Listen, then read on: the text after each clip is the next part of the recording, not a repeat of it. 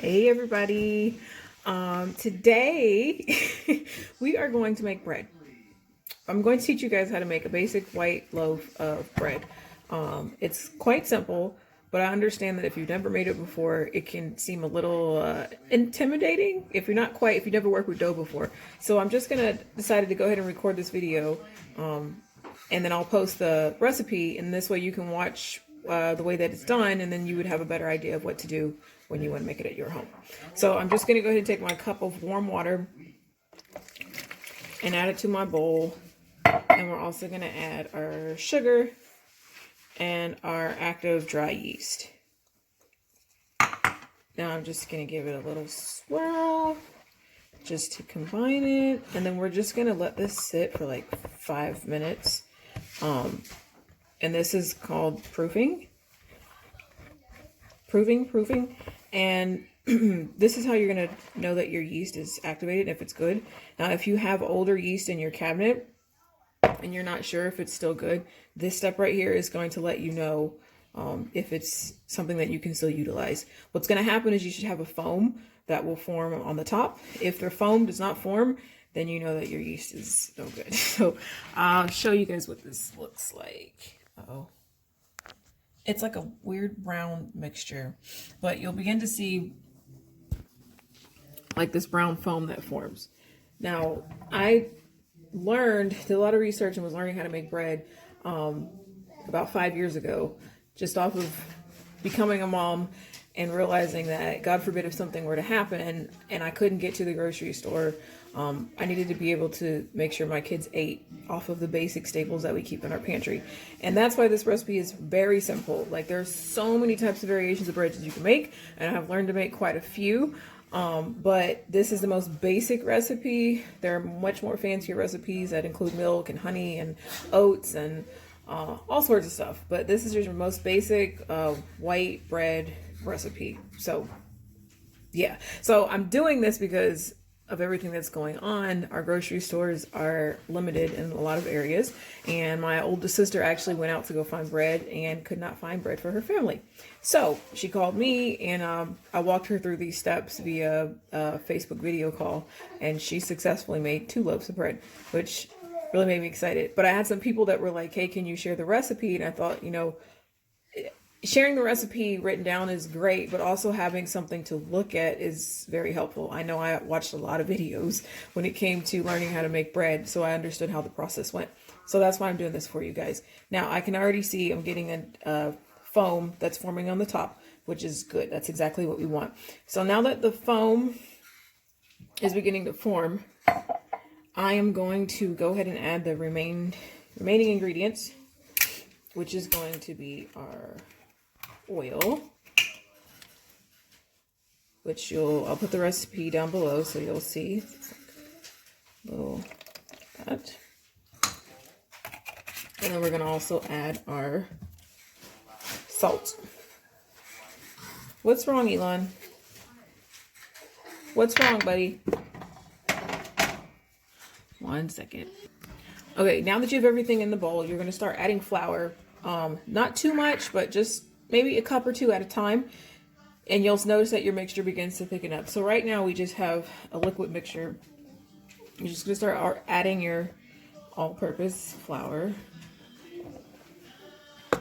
And you're going to grab your mixing spoon and just start to mix the mixture. You'll see that it starts to thicken up, depending, what did I put in here? 2 cups, I think. I'm only making 1 loaf today for demonstration purposes. So it's not going to take as much flour as it would as if you were making like 4 or 5. So that was just 2 cups of flour, and you'll see it's going to become like this, very thick but sludgy texture. So you're going to keep adding flour. What did I tell my sister yesterday? Hold up. Okay, I'm back. I had to go take care of a kid. Okay, so what I was telling my sister was that you kind of want it like the texture of like fresh Play-Doh, not old Play-Doh, when it's all hard and crusty. But when you first open that pack of Play-Doh and it's just like fresh and pliable, that's what we're looking for.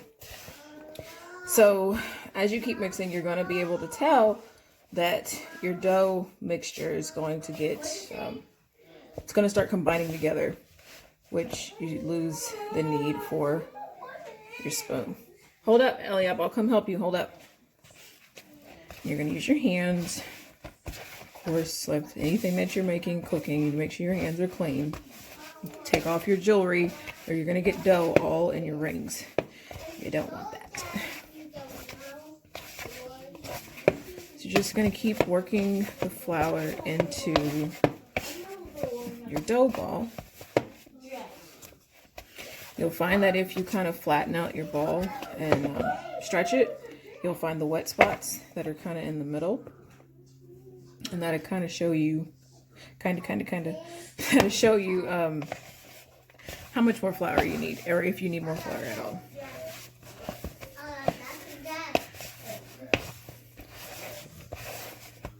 So you're just going to keep going until you get the desired texture.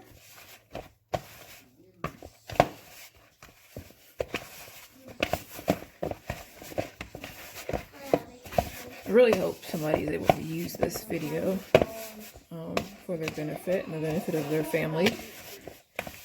There's absolutely nothing like fresh bread. The first time I made it, it was just like, whoa, like, it's so much better than store-bought bread. Taste, the way the house smells, it's awesome. The kids love it, as do Michael and I. So depending on the type of bowl you have, mine is kind of large and flat on the bottom, so this works out well in the bowl. But you can always put this on your countertop or like a large cutting board to go through this kneading process. And you're almost to the desired consistency.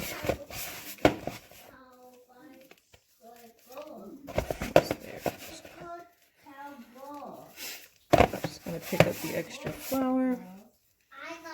You can probably hear my kids conversing in the background with each other.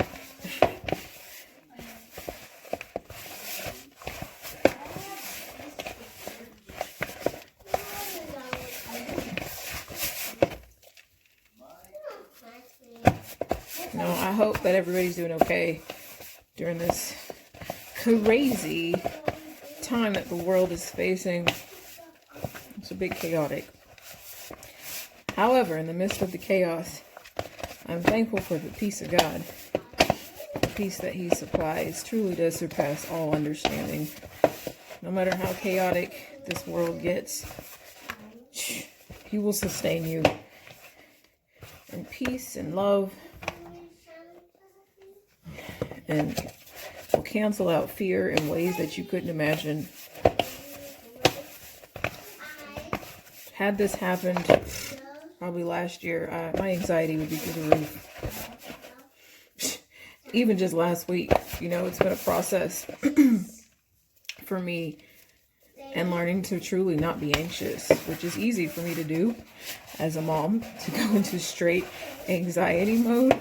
Something about when you have kids and you are concerned about their well-being as well as your own, the enemy will really try to hit you hard with anxiety.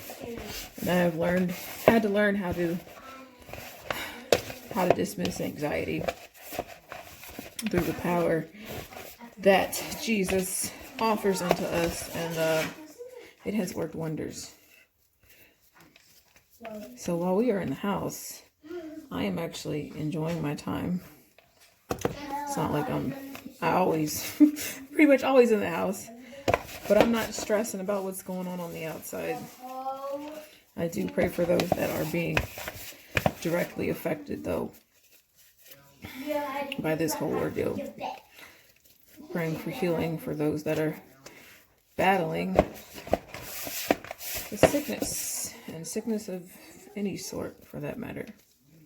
Okay, so as you can see, we've got a nice ball formed, and what I'm going to do is set the bowl on my clean counter. I'm going to take the oil and just lightly, let's say lightly anoint. Lightly anoint your bowl. Just lightly coat your bowl around the edges and around the center. And you're going to place your dough ball right in the middle like that. And I get my Saran wrap. So I'm going to come back after I get my Saran wrap. So hold up. All right, we're back, and it has been just shy of an hour, about 10 minutes shy of an hour. So I had to get a towel out, so I went ahead and put that over the Saran wrap as well, but you can just do one or the other. We're going to take our Saran wrap off, and as you can see, my dough is filling the whole bottom of the bowl, and that was not happening prior. So it's definitely at least doubled in portion. So I'm just going to take my fist and press down in the middle, and you'll hear it kind of deflate. When you do that, you're just going to pick up your dough. You know what? Since we're using both hands, let me take off my rings. I'm gonna place just a little, very light, guys, no yelling, a light amount of flour.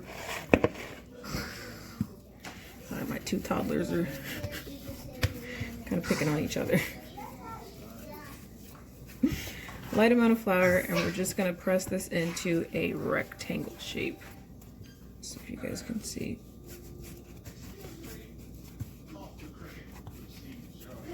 Just use your palms and just kind of shape it into somewhat of like a rectangle.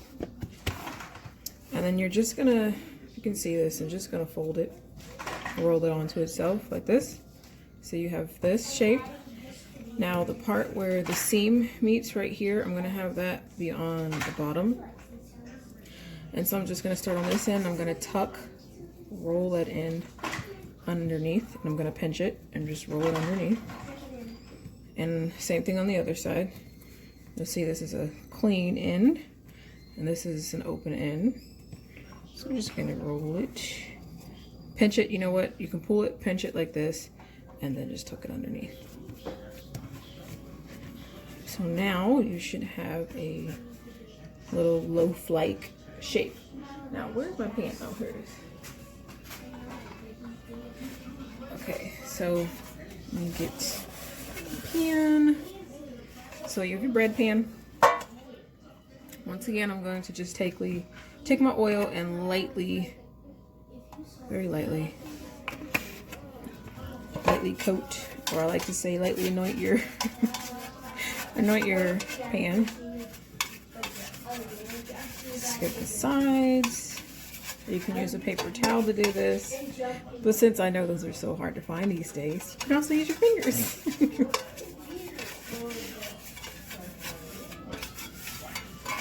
All right, so now you're just gonna pick up your loaf that you have here,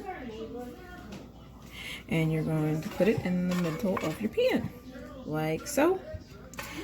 And it's up to you. Let me find a knife. Here we go. It's up to you. You can leave it just like this and bake it. I like to score it. I just like the way it looks once it's baked. It's a personal preference. It's completely up to you, but you just take a knife and just kind of score the top of the dough, like so. Once that's done, you're going to take your Saran wrap again, and you're going to cover your loaf pan. Like I said, you can use the Saran wrap and a towel. Elliot, quiet down, buddy. You can use the Saran wrap and a towel if you want, and you're just going to let this sit for like 10-15 minutes. What you want is for your loaf to rise and kind of rise above, peak above just the edge of your bread pan.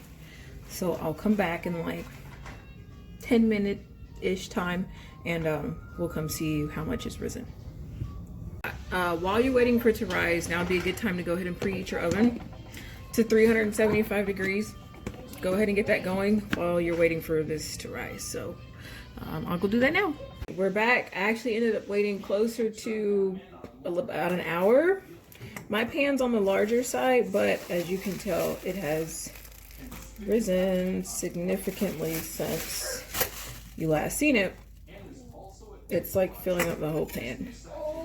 So I'm just gonna lightly rescore because it's gotten so fluffy.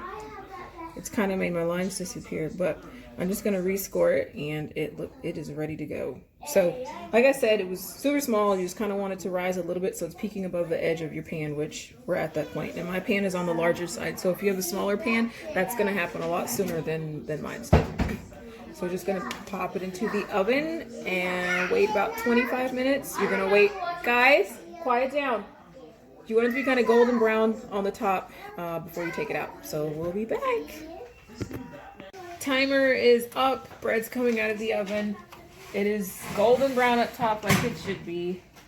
And there we go, guys. It's all done. It's a very, very nice looking loaf.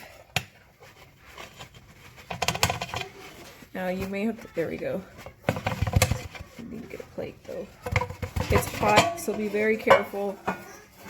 Take it out of your pan, place it somewhere to cool.